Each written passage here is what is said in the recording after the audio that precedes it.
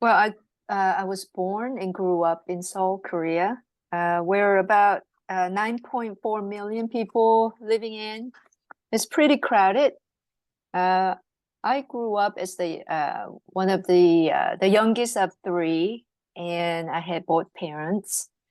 And the life was pretty uneventful. It was mostly between school and home. But again, there were a lot of times that my father would, kind of outburst that we didn't know what was going on with him, and really took a huge toll on my family. Mm. So I think I grew up with anxiety, tiptoeing around him. I'm Yeah. wondering if that's something, just thinking about Mm, the history of Korea and the mm. age that your father might be. Like, do you feel like just some of the historical events he lived through when he was young maybe had impacted his own mental health? Yeah. Oh, no doubt it. So he grew up as the oldest one of 12. Mm. And when he was born, his parents were still a teenager. So I'm Mhm. learning all this after he passed. Oh. Yeah, definitely going through a lot of wars at his age and his time probably didn't help. And a lot of high expectations that coming in Asian community and a culture that you have to be the best of best. A lot of sibling rivalries and being the oldest one, the Mm. first one, So and much responsibility. yeah, a lot of responsibility. Mhm. Yep. Yes. So the Asian community is all about very family oriented, enmeshed. But then you moved to the US. So if you could Mhm. share a little bit about like what that transition was like, because that's a really big deal. Yeah, it was. It was very cultural shocking.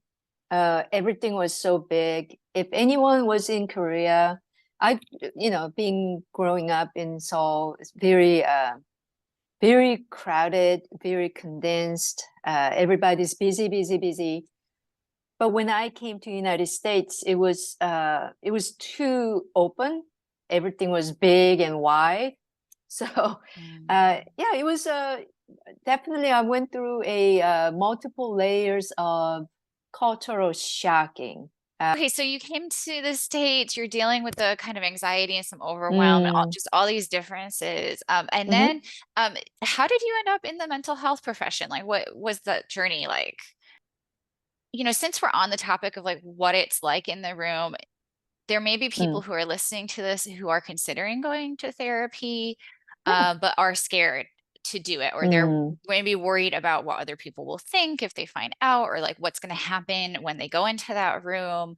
And I know you Mhm. touched on how it starts, but is there anything else you'd like to share about what that process looks like, and maybe something to ease people's nerves about that a little bit? Yeah. Yeah. Yeah, absolutely. So you mentioned stigma being probably one of the biggest barriers. Mm. How do you think particular, and I know that that is something really across the board, everybody has stigma around mental health. Right. But for the Asian American community Mm. here, what are some ways do you think people might be able to help break down that stigma, or like that the community can do to change the way we understand and talk about this topic?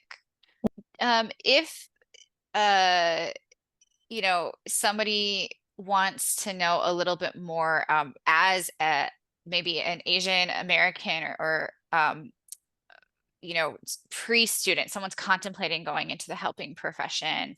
Mhm. Maybe they have some hesitation or questions about that. What advice would you have for somebody who's kind of exploring this as a field, or maybe thinking should they go into it or not?